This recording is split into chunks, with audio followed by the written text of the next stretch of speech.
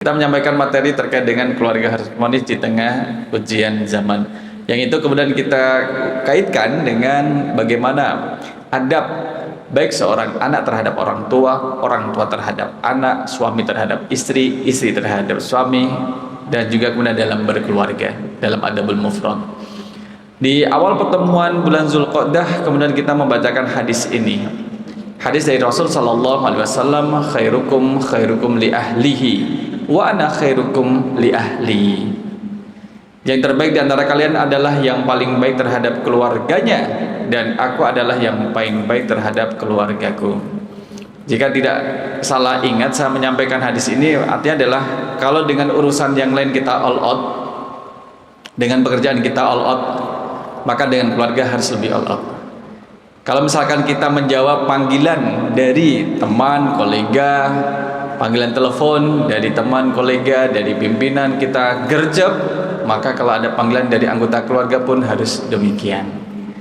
Nah, karena kaitannya adalah dengan keluarga harmonis di tengah ujian zaman. Dan juga kemudian kita menyinggung terkait bagaimana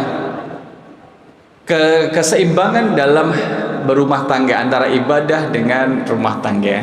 Jadi tidak hanya fokus pada ibadah, sholat, puasa, baca Quran, tapi kemudian lupa dengan hak-hak yang harus dipenuhi terhadap keluarganya.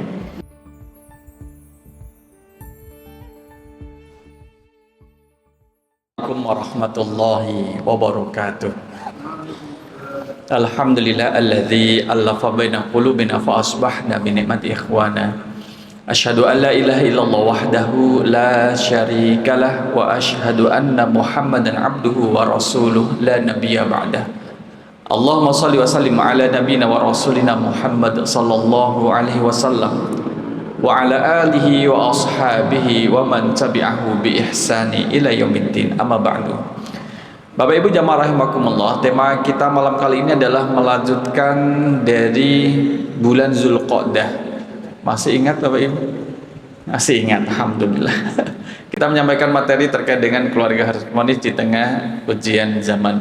Yang itu kemudian kita kaitkan dengan bagaimana adab baik seorang anak terhadap orang tua terhadap anak, suami terhadap istri, istri terhadap suami, dan juga kemudian dalam berkeluarga, dalam adabul mufrad. Di awal pertemuan bulan Zulqa'dah kemudian kita membacakan hadis ini. Hadis dari Rasul sallallahu alaihi wasallam, khairukum li ahlihi wa ana khairukum li ahli. Yang terbaik di antara kalian adalah yang paling baik terhadap keluarganya, dan aku adalah yang paling baik terhadap keluargaku. Jika tidak salah ingat, saya menyampaikan hadis ini artinya adalah kalau dengan urusan yang lain kita all out, dengan pekerjaan kita all out, maka dengan keluarga harus lebih all out. Kalau misalkan kita menjawab panggilan dari teman, kolega, panggilan telepon dari teman, kolega, dari pimpinan kita gercep, maka kalau ada panggilan dari anggota keluarga pun harus demikian. Nah, karena kaitannya adalah dengan keluarga harmonis di tengah ujian zaman. Dan juga kemudian kita menyinggung terkait bagaimana keseimbangan dalam berumah tangga antara ibadah dengan rumah tangga. Jadi tidak hanya fokus pada ibadah, sholat, puasa, baca Quran, tapi kemudian lupa dengan hak-hak yang harus dipenuhi terhadap keluarganya. Mungkin di antara kita, Bapak Ibu, khususnya bapak-bapak, pernah kemudian istrinya minta, "Pak, yuk kita jalan-jalan." Nah, itu kan kemudian menjadi haknya. Jalan-jalan, diajak jalan-jalan. Kenapa? Boring di rumah. Oke, jalan-jalan. Lah kok malah jalan betulan? Lah katanya jalan-jalan. Kan ada kendaraan nganggur. Lah katanya jalan-jalan. Maksudnya adalah muter-muter. Ibu-ibu, masih ada ibu-ibu yang kemudian tidak bisa tidur kalau kecuali diajak muter-muter sama suaminya keliling rumah gitu. Nanti baru bisa tidur gitu. Ya itu bentuk bagian daripada kasih sayang itu. Nah, jamaah rahimakumullah, di sini ya kita punya kerjaan bagi suami, kita punya kerjaan, kita punya tanggung jawab, dan kita juga kemudian juga punya kewajiban dengan masyarakat, tapi juga tidak ketinggalan kita punya kewajiban dengan keluarga, istri dan juga anak-anak yang ada di rumah.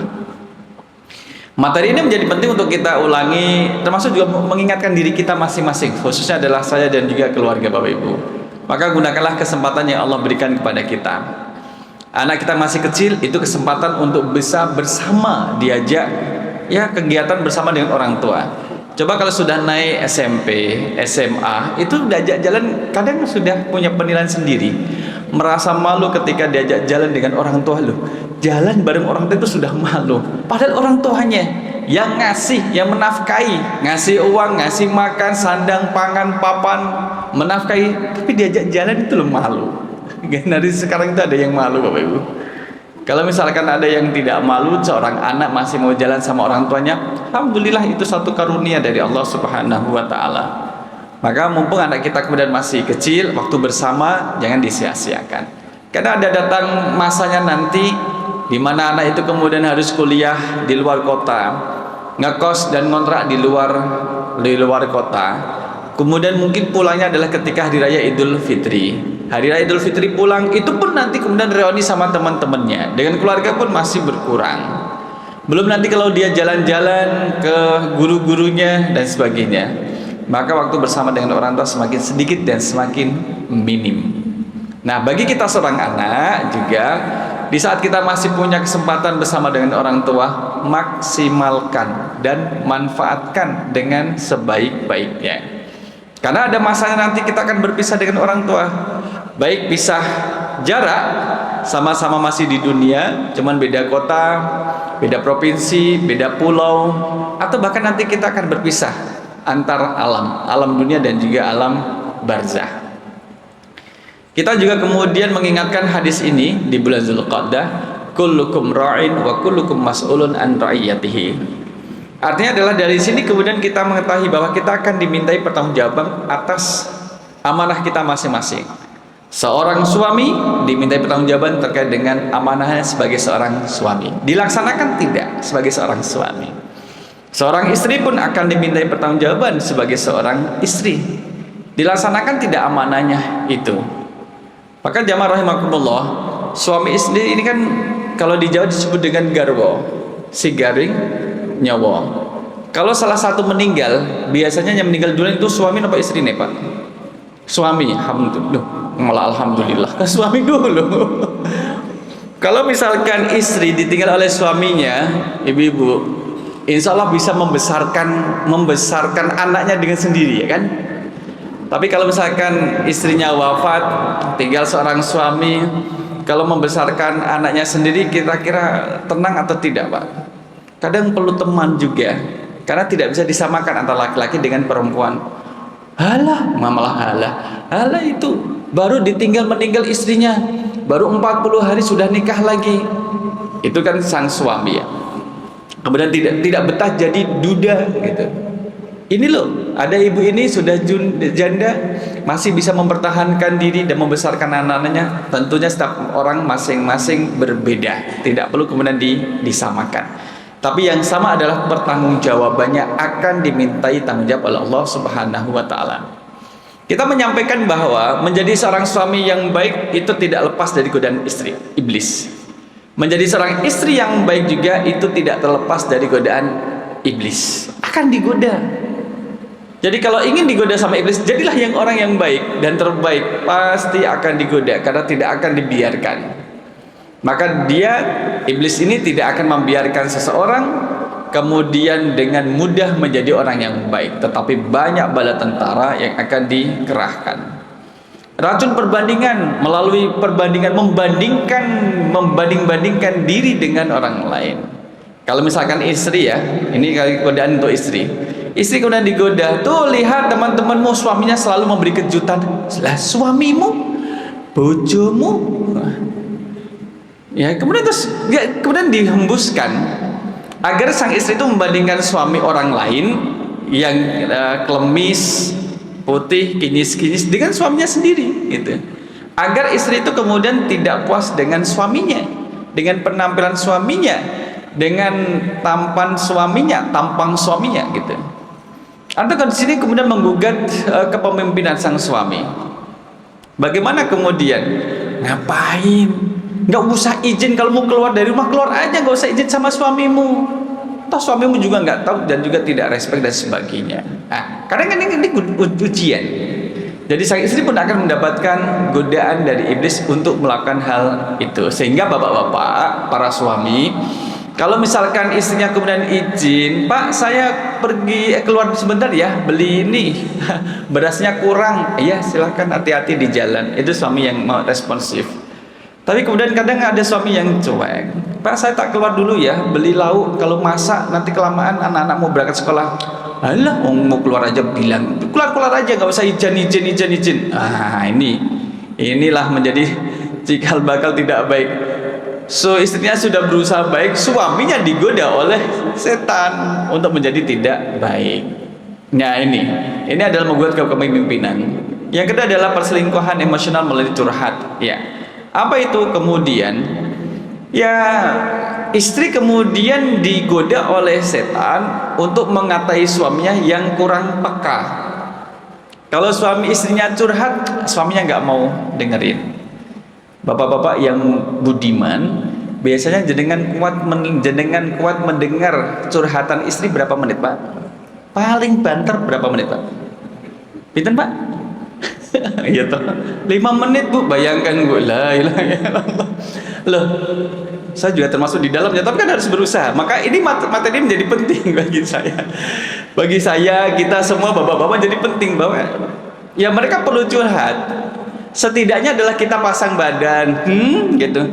Terus gitu. Dari tadi 15 menit ngomongnya terus, nggak ada tanggapan, kok terus. Iya iyalah.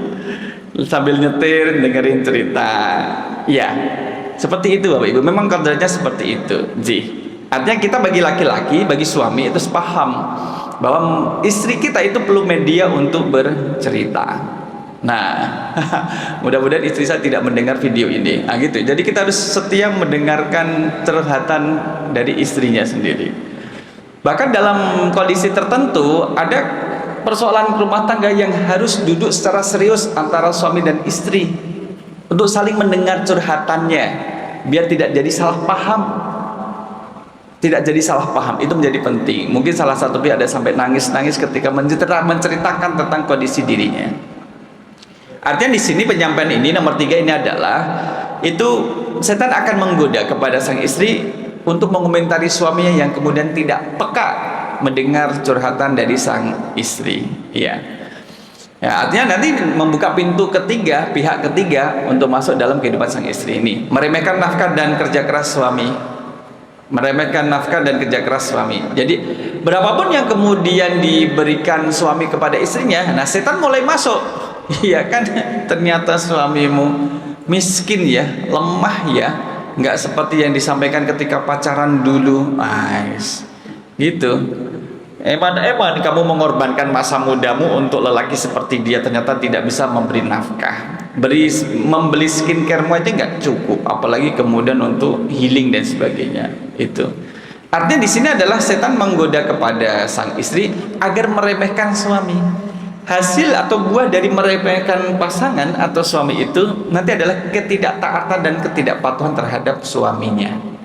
Dan terus jadi nanti jadi nusus, tidak taat terhadap suami.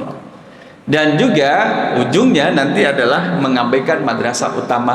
Istri tidak mau berperan mendidik anak-anaknya. Uruslah sama bapakmu sana. Mah gimana ini, saya mau bayar uang sekolah. Sama bapakmu sana. Jadi tidak mau ambil peran. Anaknya bertanya terkait dengan, Mah kalau kita wudhu habis itu kemudian kita makan batal nggak? Terserah, mau batal mau tidak terserah. Sana tanya sama bapakmu, nggak mau ngambil peran. Kata bapaknya batal, kata mamanya nggak batal. Kenapa demikian bisa berbeda? Kata bapaknya habis wudhu kemudian makan itu batal, kata mamanya ibunya itu tidak batal. Yang benar batal atau tidak, Pak? Ternyata yang betul bapaknya, batal lah. Lah kok bisa katanya, kata mama tidak. Lah tadi kamu makan sambil terkentut-kentut, nah itu batal.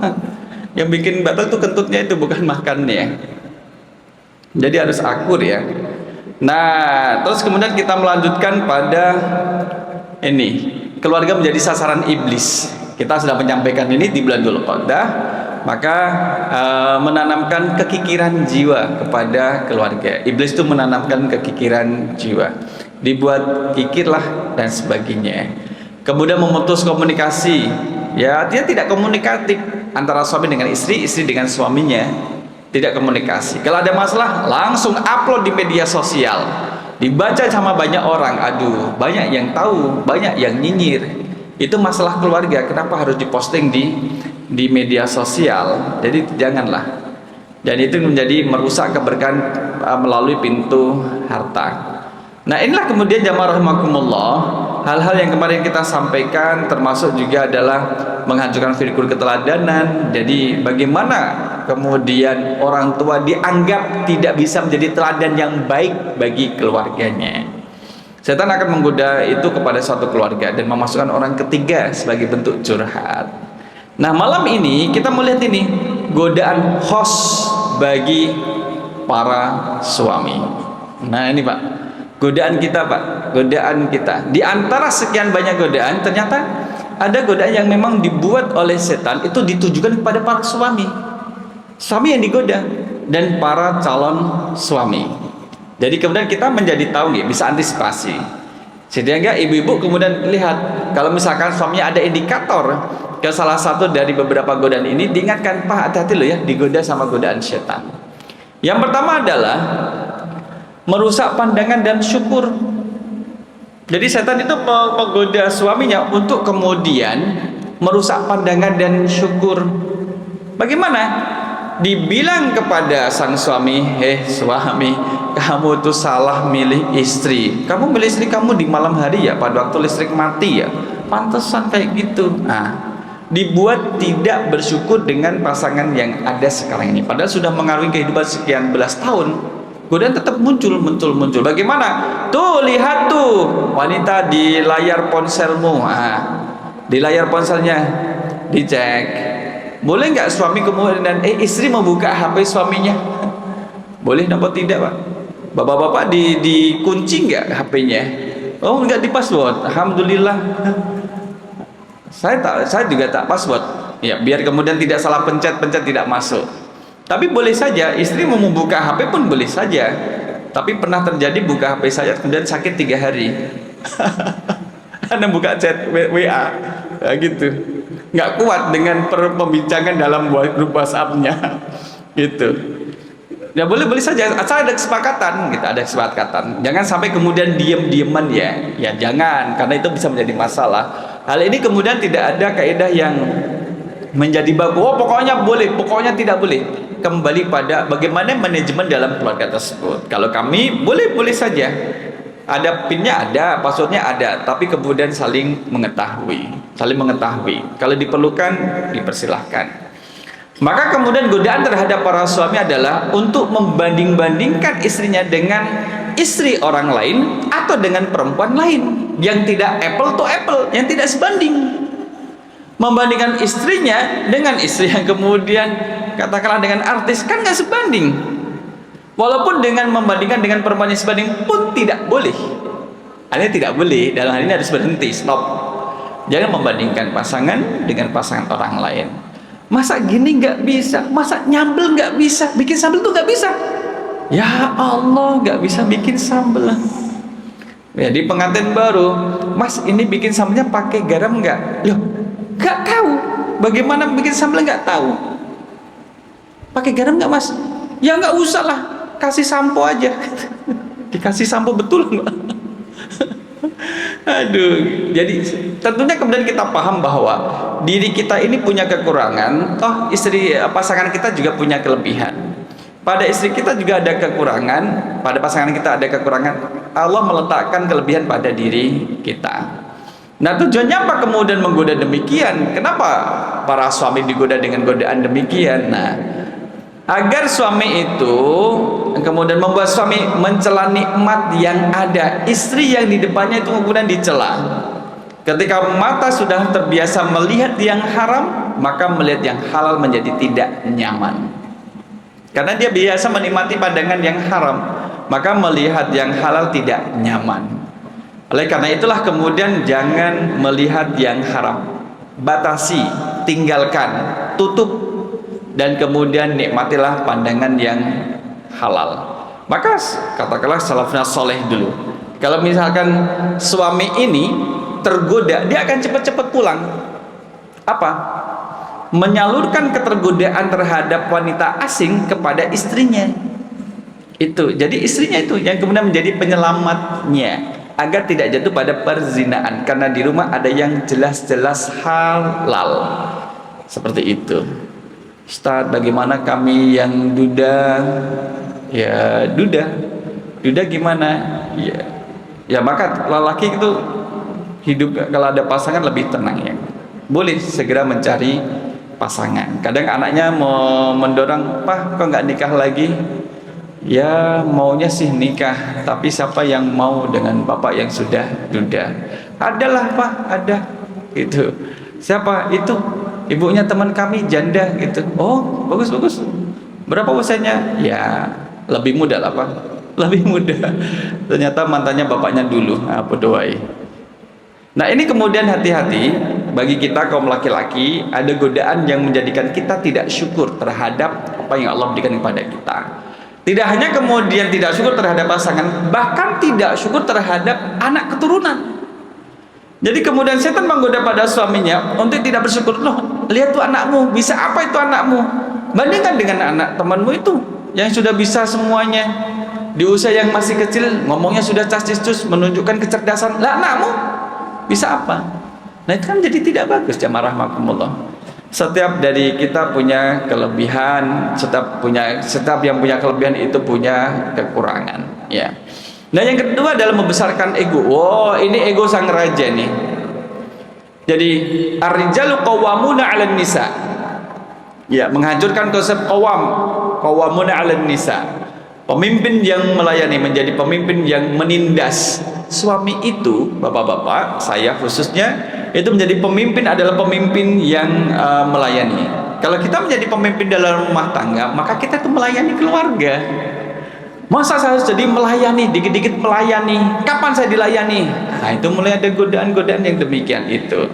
Maka kadang hembusannya adalah, jamaah rahimakumullah, kamu kan kepala keluarga. Kamu kepala keluarga, kamu yang cari uang, istrimu kan harus tunduk total terhadap dirimu. Kamu tidak perlu membantu urusan rumah tangga atau mendengarkan pendapatnya. Jika dia membantah sedikit saja, itu tanda dia tidak hormat padamu. Jadi dengan demikian itu kan godaan-godaan yang ada di jamaah rahimakumullah. Jadi kita kemudian kayak dibombong sama setan, dielu-elukan oleh setan. Jadi kamu kan harus raja, kamu harus dilayani sebagainya. Padahal Rasul Sallallahu Alaihi Wasallam itu, Rasul pun pernah kemudian menjahit bajunya yang sobek.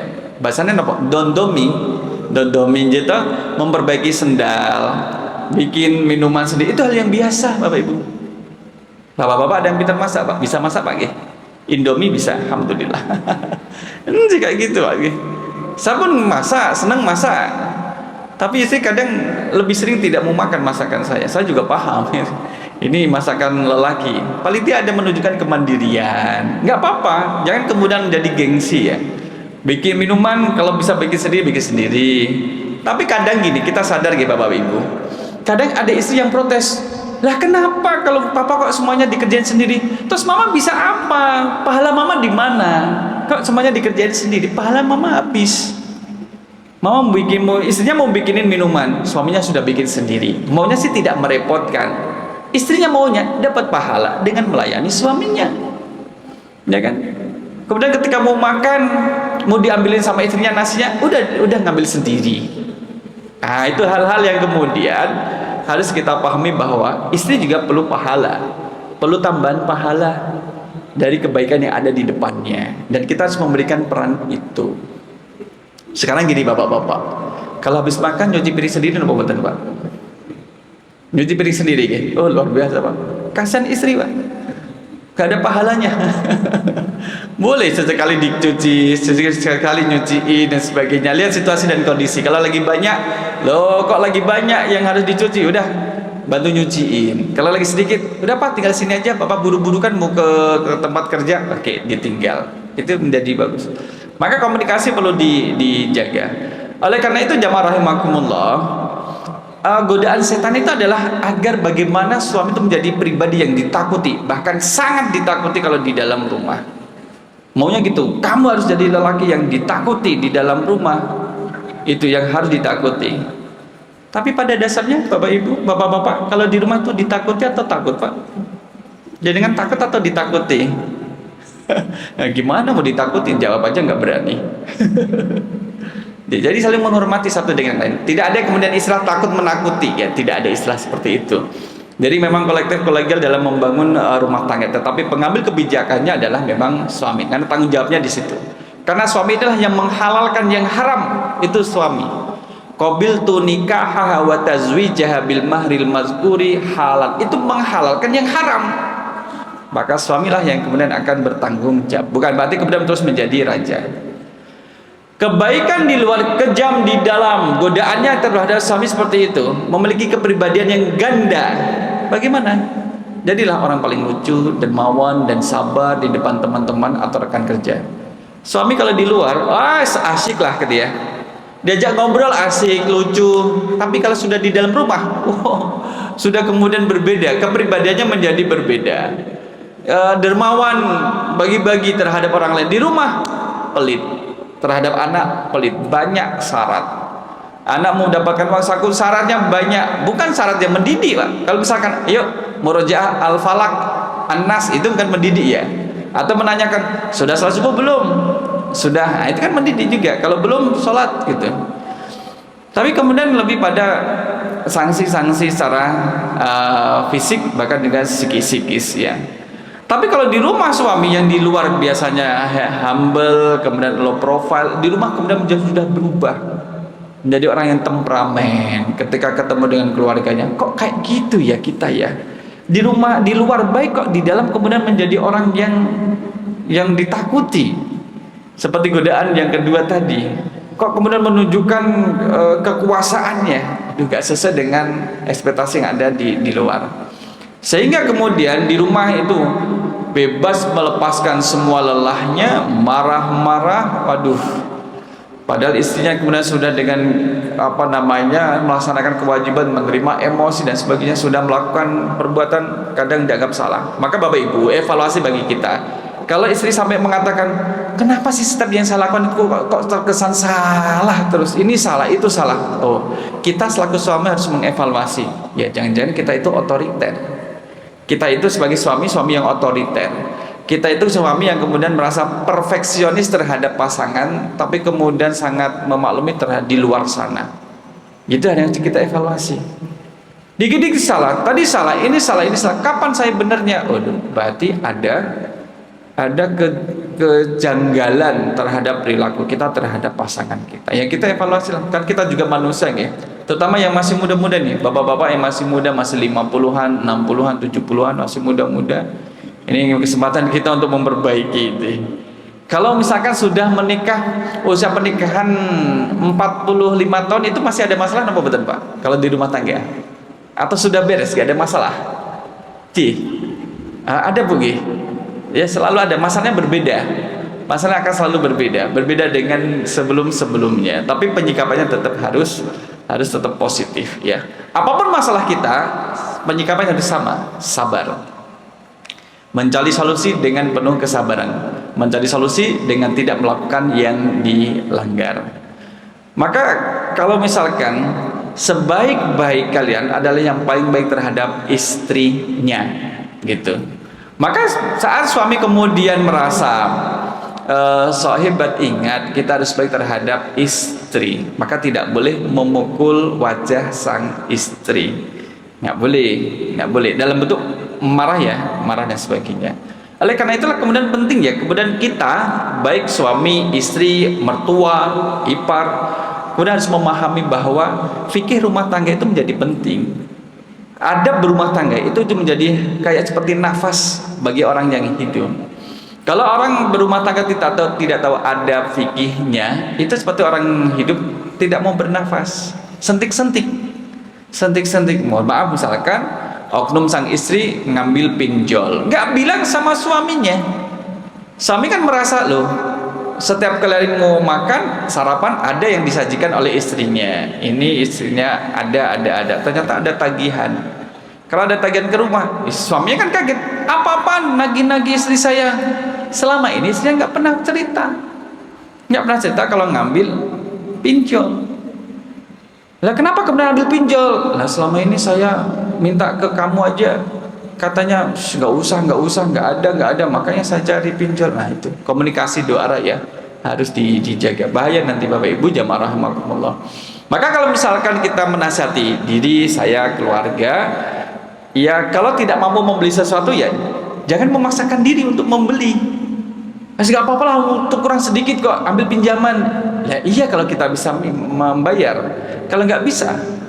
Oleh karena itulah kemudian hidup dengan tanpa tanggungan materi pada pihak lain, insya Allah lebih nikmat.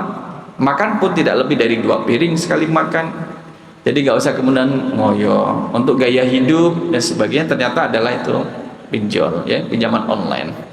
Nanti kalau waktunya bayar, wah kesana kemari melas, tolong saya ini ditagih ini, saya udah ditunggu nih di depan rumah. Kemarin kemana aja. Nah, kemudian yang keempat, godaan bagi para suami adalah, godaan khas bagi suami adalah melarikan diri ke dunia ketiga. Nah ini menjauhkan kehadiran raga namun meniadakan kehadiran jiwa. Kamu kan sudah kerja seharian, kamu butuh hiburan.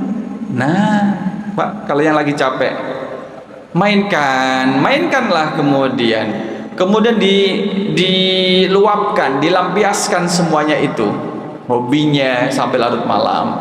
Biarkanlah, abaikan. Kalau istrimu cerita itu diabaikan, atau anakmu yang ingin bermain tinggalin aja, biarkan. Kamu harus kemudian healing, kamu perlu healing. Ya, namanya juga suami kemudian perlu healing. Saat healing itu pun kemudian kita juga paham, saya itu suami loh ya, bukan seorang lelaki yang tanpa ikatan pernikahan, tapi kemudian ada keluarga yang harus diperhatikan. Jangan kemudian dilampaskan, saya juga perlu healing. Nih bapak-bapak healingnya putih Pak, mancing. Oh mancing, emang di sini ada sungai toh? Oh ada ya, mancing misalkan. Healingnya mancing, boleh saja. Kan tapi harus tahu kan, bagaimana kemudian masa istrinya sudah ditinggal kerja seharian, ditinggal semalaman mancing, pulangnya cuma dapat 1, itu pun masih ya balibul, itu ikan balibul lah, masih kecil. Oleh karena itulah kemudian godaannya apa? Menciptakan emosional, biar kemudian marah, yang kemudian istri yang diabaikan menjadi sasaran empuk, mencari kenyamanan tempat lain karena terjadi marah dan sebagainya. Pernah kemudian ketidaklancaran komunikasi bisa berdampak pada kerusakan rumah tangga tersebut. Kata sang istri, karena kalau pagi hari itu kan hat-trick ya, banyak pekerjaan domestik yang harus dikerjakan oleh sang istri. Artinya ada masak, bangunin anak, memandikan, yang kemudian bisa berbagi dengan suami. Suaminya kan nggak mau tahu, yang penting nyiapin motornya, ngelus-ngelus sepeda motornya, fokus pada sepeda motor yang akan dipakai untuk kerja, padahal di dalam rumah banyak pekerjaan. Ada juga kemudian tipe yang ya nyantai saja, dia nyantai saja, malah kemudian jam 7 malah tidur. Ini enak-enakan tidur, istri lagi sibuk-sibuknya nggak bantu, tidur. Percuma kalau Sabtu malam Ahad ikut ngaji di masjid, ternyata perilaku seperti ini. Wah, suami nggak diterima dikatakan seperti itu. Artinya terjadi cekcok, dicerai. Masalahnya terus dicerai, istrinya dicerai. Lah ngapain kamu cerai istrimu? Saya dikata-katai, nggak ada gunanya. Ikut ngaji sana sini, ternyata perilakunya sama aja. Saya nggak terima selaku suami. Istrinya udah capek dengan pekerjaan, tambah capek lagi dengan omongan sang suami, akhirnya dicerai. Talak 1 Pak, jatuh talak 1. Itu harus dirujuk sebelum masa iddahnya habis. Kita harus dirujuk. Padahal pernikahan baru 1,5 tahun. Baru 1,5 tahun kan masih muda Pak, masih muda itu Mas Panji. Jadi nikah tidak hanya kemudian mikir malam pertama, kedua, perlu dipikir malam 22.321. Itu ada apa itu? Itu perlu dipersiapkan juga itu. Tidak hanya yang manis-manis saja. Rasanya makan bawang merah itu perlu dirasakan juga, atau pedasnya cabai. Hanya kita persiapkan. Jamaah rahimakumullah. Inilah melarikan diri ke dunia ketiga. Kalau misalkan pelampiasan sang suami kepada gaming atau kemudian pergaulan sama circle-nya, ya itu harus diantisipasi. Tapi kalau sudah cari teman duduk, teman karaoke yang lain, itu yang kemudian menjadi berbahaya. Jadi pelariannya kalau sudah ke sana, nauzubillah min zalik. Ya kan? Maka harus saling memahami, karena nikah ini kan menyatukan dua insan yang latar belakangnya itu berbeda, sehingga kemudian harus saling memahami satu dengan yang lain. Ini meremehkan uang belanja dan keberkahan nafkah. Maka kan godaan pada suami tuh gini, lihat tuh, kamu baru kemarin ngasih istrimu uang, sekarang tuh udah habis, toh? Ternyata istrimu tuh boros ya, tidak usah dibeli lagi, gak usah beli banyak-banyak, istrimu gak bisa ngatur uang. Nek orang Jawa bilang daringannya keluarga. Daringan itu apa? Oke. Daringan apa saringan? Saringan ya. Istri itu menjadi daringannya keluarga. Istri itulah kemudian daringan itu adalah bisa di setel hemat, bisa setel boros. Daringan itu yang untuk mengambil beras itu apa namanya? Yang untuk nyeduk beras kompor yang bulat niku Pak. Oh, beras zaman dulu. Satu kompor, dua kompor itu. Nah, istri itu kalau di Jawa daerah Pantura itu disebut dengan daringannya keluarga. Kalau ingin keluarganya itu kemudian hemat, boros, lihat istrinya bagaimana manajemen keuangannya. Sehingga teman-teman yang mau melangsungkan pernikahan, ada manajemen keuangan keluarga. Itu menjadi penting juga. Nah, ini kemudian hembusannya adalah ketika suami digoda oleh setan untuk mengomentari sikap sang istri yang dikatakan istrimu tuh boros, gak usah dikasih uang banyak-banyak, lebih baik uangmu kamu simpan aja untuk kesenangan pribadimu atau untuk investasi yang dia tidak ketahui, gunakan secara sembunyi-sembunyi. Nah, makanya kan ada godaan gini, sedikit uang haram atau riba juga tidak apa-apa, yang penting gaya hidupmu keren. Nah, godaannya seperti itu. Jadi yang digoda adalah sang suami, mengomentari sikapnya sang istri, kemudian juga dipakai dan juga dikasih solusi setan untuk kemudian terjun pada ribawi. Nah, godaan setan mengatakan suami istrimu kan boros. Sebenarnya tidak boros kalau kita perhatikan Bapak Ibu. Sekarang coba kita lihat harga gula merah sekilo berapa, Pak? Nggak tahu tuh berapa Bu? Naik Pak sekarang. Sejak Selat Hormuz ditutup Pak, itu naik Pak. Itu naik. Maka kalau misalkan sebelum Selat Hormuz ditutup belanja 150.000, alhamdulillah tuh berat itu satu kantong besar gitu. Baik kantong warna merah atau warna biru besar, berat. 150.000 Bapak sekarang masuk ke mart itu ke toko, ya Allah. Kadang ibu-ibu mengatakan sauprit, sauprit Pak. Karena sudah naik, barang-barang udah pada naik Pak. Nah, kadang kita kemudian harus paham, bukan istri kita yang boros, tapi kita tidak perhatian bagaimana ketersediaan pasta gigi di kamar mandi, sabun di kamar mandi, kemudian juga untuk token listriknya, kemudian juga untuk deterjen nyuci bajunya. Itu sampai nggak mau tahu. Bayar wifi-nya sampai nggak mau tahu. Yang bayar istri ya memang dari uang dari suami. Oleh karena itulah kemudian kita kadang bapak-bapak kita perlu tahu kebutuhan rumah tangga, janjinya itu seberapa. Sehingga dari sini perlu adanya benteng pertahanan. Pesan untuk suami satu dari sekian banyak godaan tadi, yuk sama-sama kita bapak-bapak, saya khususnya, tundukkan pandangan, menjaga hati agar tetap mencintai istri yang halal. Ada kata halalnya, istri yang halal. Jadi istri yang halal itu yang kemudian yang berhak untuk dicintai. Yang kedua adalah, yuk bapak-bapak bantulah urusan dapur. Bapak tahu, jadi kan tahu Pak, ibu biasanya kalau naruh garam sebelah mana Pak? Di dapur. Tahu kan nggih? Jadi kita harus tahu juga, saya juga harus tahu juga dapur. Bedakan antara garam dengan gula putih. Ya, itu menjadi penting ya. Ya, biar kemudian menjadi romantis. Kalau misalkan hal masalah ngulek-ngulek, kalau ada biasanya saya yang ngulek aja. Kenapa? Biar tanganmu tidak kasar nanti. Kan gitu. Masa kita dibeli sama istri, loh kok kasar tangannya? Itu ternyata bekas masak, motong sayur, kemudian ngulek sambel. Oh, berarti inilah apa yang kita dapatkan adalah buah dari perbuatan kita. Lah kenapa tangan istri kita kasar? Lah kita nggak bantu pekerjaannya kok dan sebagainya. Kemudian adalah yang ketiga, yuk kita berpesan sama telinga kita, wahai telinga sabar ya, kalau nanti istri saya cerita kamu dengerin ya, gitu. Dengarkan, mendengar adalah ibadah, itu. Ya ini saya diceramain istri saya juga seperti ini. Ya kita dengerin, haho gitu. Paling kalau tidur dicubit suruh bangun, la ilaha illallah. Kemudian ada memberi nafkah yang halal. Nah, insya Allah berikutnya nanti akan kita masuk ke sini, kompetensi pasangan suami istri.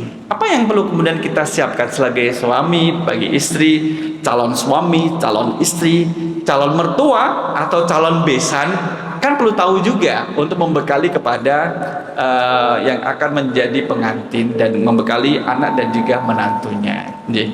Ini insya Allah kita lanjutkan di berikutnya nanti slide yang ke-28. 28 dari 49 slide insya Allah. Demikian ibu bapak jamaah rahimakumullah, semoga bermanfaat. Kita cukupkan dengan doa kafaratul majlis. Subhanakallahumma wa bihamdika asyhadu an la ilaha illa anta astaghfiruka wa atubu ilaik. Aku qouli hadza astaghfirullah li wa lakum. Wassalamualaikum warahmatullahi wabarakatuh.